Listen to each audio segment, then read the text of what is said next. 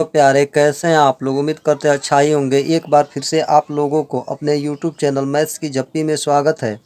हम लोग पढ़ रहे थे परसेंटेज, और परसेंटेज में हमने आपको सिखाया था कि यदि किसी वस्तु का जो है कीमत बढ़ जाता है तो आप जो है उस वस्तु के उपभोग में कमी कर देते हैं, तो आपका खर्च जितना पहले होता है उतना अब भी होगा।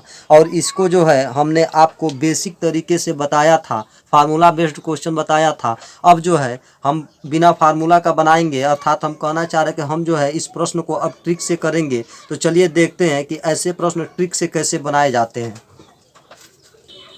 प्रश्न दिया है, किसी व्यक्ति का वेतन 20% कम किया गया, उसे उसके पुराने वेतन पर लाने के लिए उसके वर्तमान वेतन को कितना बढ़ाना होगा। कहने का मतलब है कि कोई व्यक्ति है और उस व्यक्ति का जो वेतन है उसमें 20% की कटौती हो रही है। तो फिर कह रहा है कि यदि वह चाहे कि हमारा पुराना वेतन मिले तो वह उसमें कितने परसेंट की वृद्धि करेगा कि उसका पुराना वेतन मिलना शुरू हो जाए। तो चलिए सॉल्व करते हैं। देखिए 20% की कमी हो रही है। हमने आपको बताया था कि 20% को फ्रैक्शन में कैसे लिखा जाता है। तो 20% को फ्रैक्शन में लिखेंगे 20 गुणे 1/100, अर्थात जो होगा 1/5 होगा। तो 20% का फ्रैक्शन वैल्यू आपका आया 1/5। अब जो है जो नीचे रहता है, जो हर में रहता है, यह आपका होता है मूल मान, मतलब पहले का मान। अब देखिए 20% की कमी हुई है, अर्थात जो है जो ऊपर अंश में है यह बता रहा है कि इतने की कमी हुई है, एक कमी को इंडिकेट कर रहा है। तो अगर एक की कमी हो रही है, मूल मान है आपका 5, तो नया मान आपका निकलेगा 5 माइनस 1 इज इक्वल टू 4, अर्थात जो यह 4 है यह उसका नया वेतन है। अब यह कह रहा है कि इस 5 को पाने के लिए इस 4 में कितने की बढ़ोतरी किया जाए। तो आप ही देख लीजिए, ये 4 है और ये 5 है, अर्थात आपको देखने पर पता चल रहा है कि इसमें +1 की बढ़ोतरी करनी पड़ेगी। अर्थात 1 की बढ़ोतरी होगी, कितने से होगी? तो ये आपका है 4 से। 4 से हम 5 बनाना चाह रहे हैं, तो यह आपका हो गया 4 इंटू परसेंट के लिए 100। तो यह आपका होगा, इसको सिंप्लीफाई करेंगे तो यह आपका आएगा 25 चौका 100, अर्थात जो है यदि 25% की बढ़ोतरी कर दिया जाए इसके नए वेतन में, तो यह पुराना वेतन जो है प्राप्त हो जाएगा। और इस तरह जो है आपका ऑप्शन नंबर 2 सही होगा। यदि एक प्रश्न से स्पष्ट नहीं हुआ तो चलिए एक और प्रश्न को देखते हैं। प्रश्न दिया है, किसी वस्तु के मूल्य में 10% की कमी की गई, इसे पुराने मूल्य पर लाने के लिए नए मूल्य में कितने प्रतिशत की वृद्धि करनी होगी।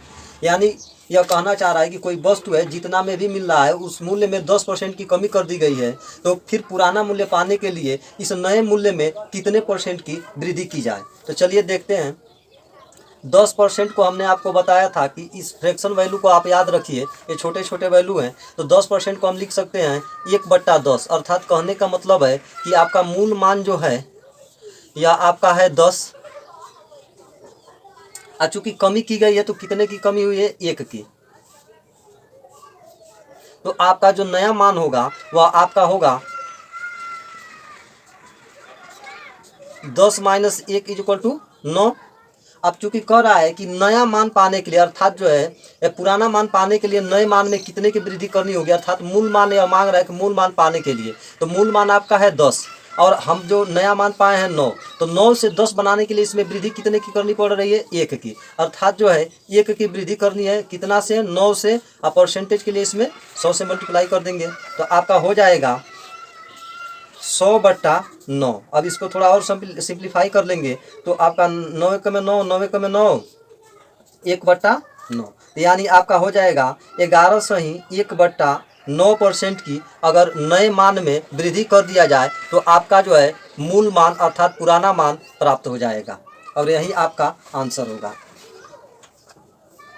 चलिए एक और प्रश्न को देखते हैं। प्रश्न दिया है, किसी वस्तु के मूल्य में 25% की कटौती की गई है, इसे इसके आरंभिक मूल्य पर लाने के लिए नए मूल्य में कितने प्रतिशत की वृद्धि करनी पड़ेगी।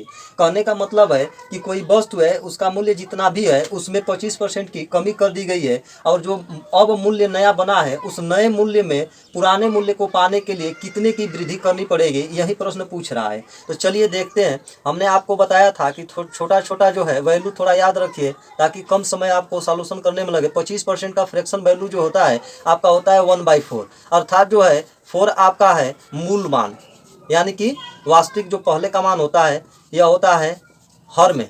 अब देखिए चूंकि 25% की कटौती की गई है तो यहाँ पे अंश जो रहता है वह कमी को इंडिकेट करेगा। कितने की कमी हुई है? 1 की। तो 1 की कमी हुई है और 4 से हुआ है। 1 की कमी कितने से? तो 4 से। तो नया मूल्य जो बनेगा वो आपका होगा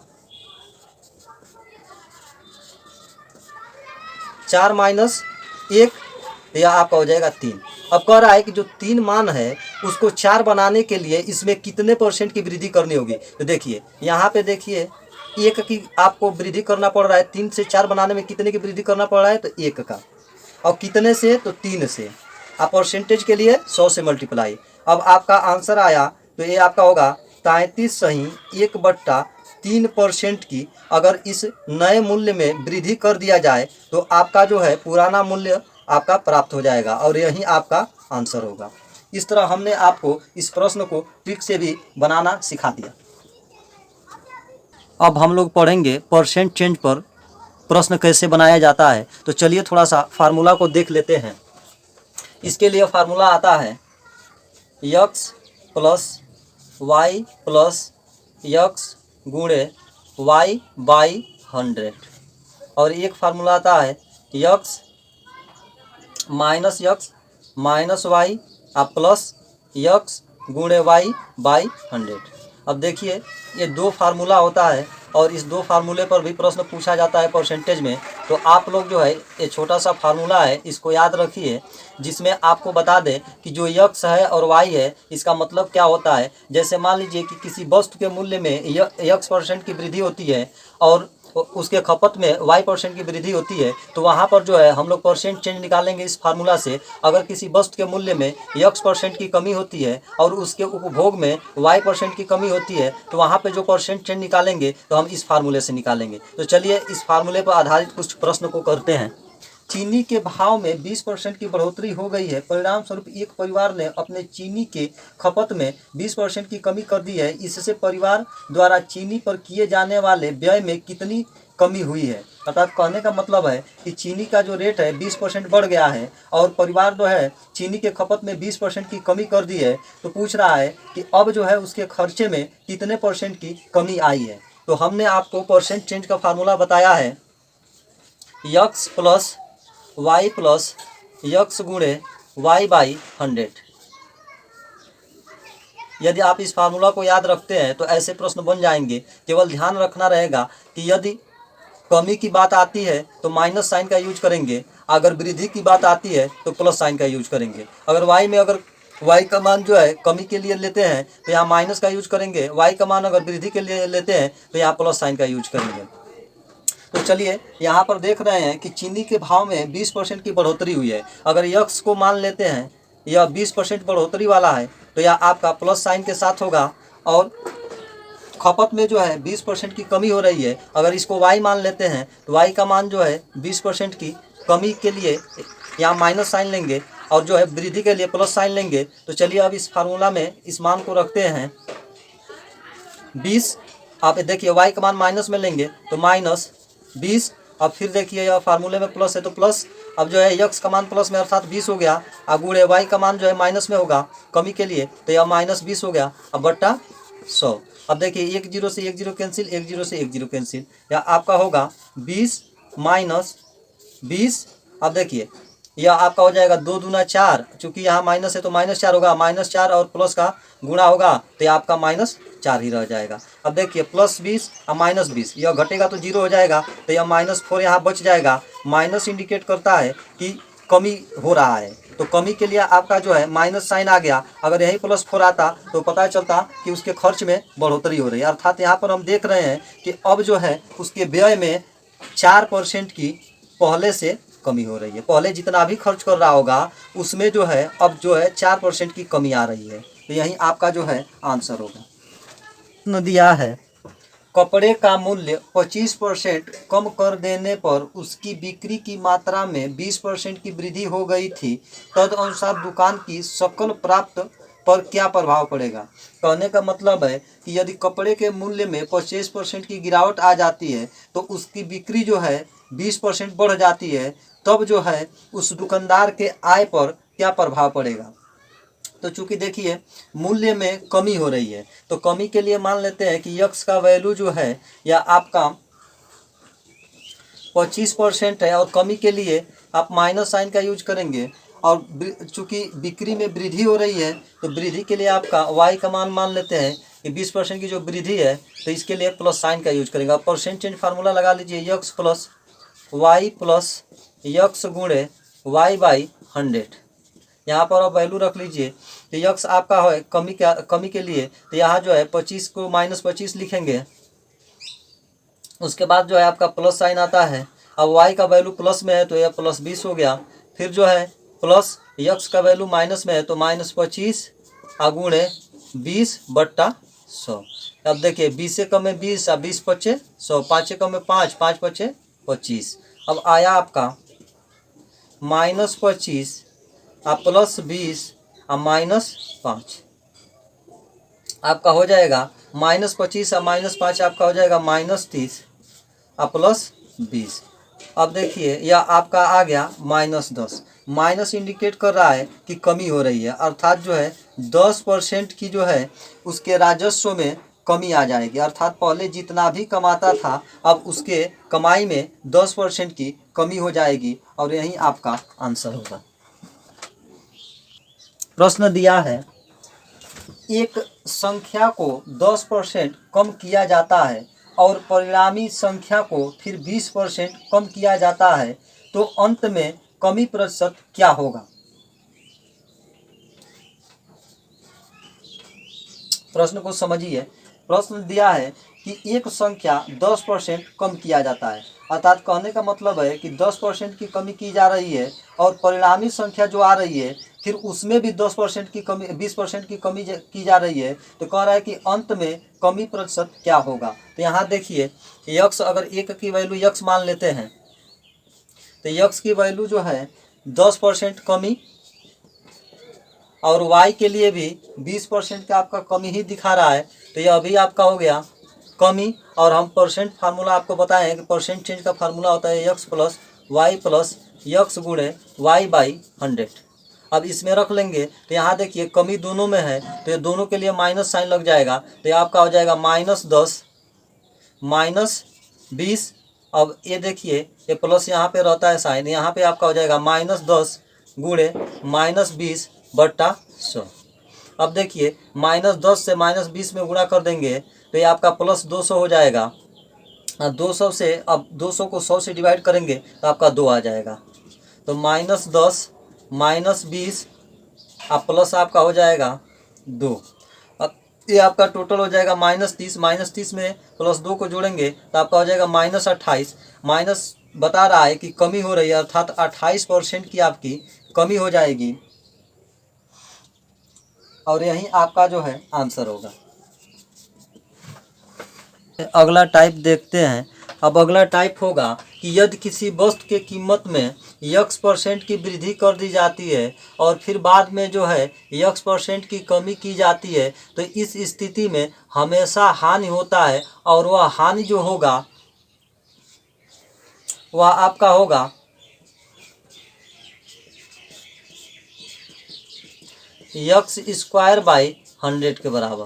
कहने का मतलब है कि अगर किसी वस्तु का जो है मूल्य में x% का पहले वृद्धि कर दे रहे हैं और फिर जो है उसके मूल्य में x% की कमी कर दे रहे हैं, तो जो हानि होगा वह आपका होगा x²/100 के बराबर। चाहे जो है उसके कीमत में पहले x% की कमी कर दे रहे हैं और फिर बाद में जो है x% की बढ़ोतरी कर दे रहे हैं, तो जो हानि होगा वह आपका होगा x²/100% के बराबर।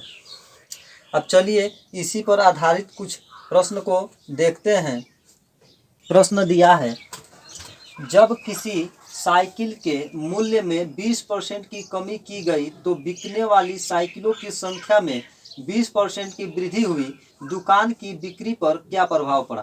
कहने का मतलब है कि साइकिल की कीमत में 20% की कमी कर दिए तो उसके खरीदारी में जो है 20% की वृद्धि हो गई, तो यह कह रहा है कि दुकान की बिक्री पर क्या प्रभाव पड़ेगा। तो इसको जो है हमने बताया था कि सेम चेंज जो होता है हमेशा और हमेशा हानि देता है। तो आपका है 20% का पहले कमी कर दिया गया है और फिर जो है 20% की वृद्धि मिला है, तो यहाँ पर होगा आपका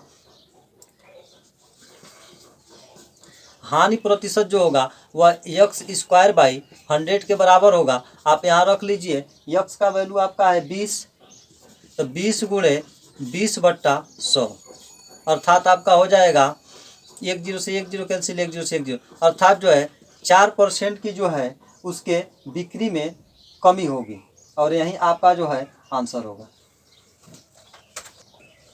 एक शॉपिंग मॉल में किसी वस्तु की लागत में 10% की वृद्धि की गई और फिर इसे 10% कम कर दिया गया था, कुल प्रतिशत वृद्धि या कमी कितने की होगी। हमने बताया था कि सेम चेंज जो होता है हमेशा और हमेशा हानि अर्थात कमी को दर्शाता है। तो आपका जो है 10% का पहले जो है वृद्धि हुआ है, पहले 10% का वृद्धि हुआ है और फिर जो है 10% का कमी हुआ है। तो कमी कहिए या फिर हानि प्रतिशत कहिए, यहाँ कमी पूछा है तो कमी = होगा आपका x² / 100 अर्थात 10 × 10/100। अब आपका हो जाएगा कमी = ये आपका हो जाएगा 1%। कहने का मतलब है कि जो है 1% की जो है उसके वृद्धि उसमें जो होगा 1% की कमी आ जाएगी और यही आपका आंसर होगा। यदि एक व्यक्ति का वेतन पहले साल 11% बढ़ता है और दूसरे साल 11% कम हो जाता है, तो आरंभिक वेतन के सापेक्ष तीसरे साल के आरंभ में उसके वेतन में प्रतिशत परिवर्तन कितना होगा।